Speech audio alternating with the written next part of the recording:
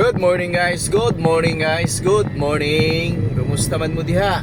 No, hinaot nga naa mo karon sa maayo nga kahimtang sa inyong kinabuhi guys.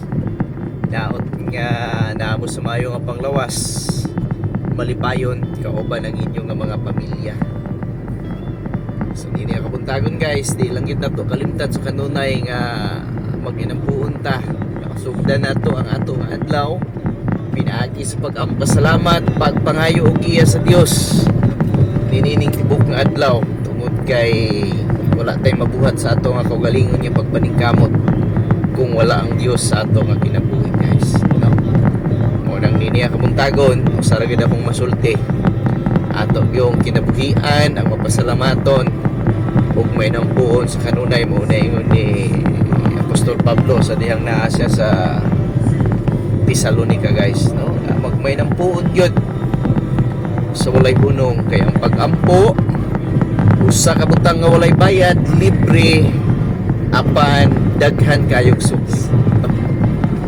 Unang salamat sa Dios, dalaygon nga Dios nini ka buntagon. God bless ka natong tanan o maayong adlaw lang guys.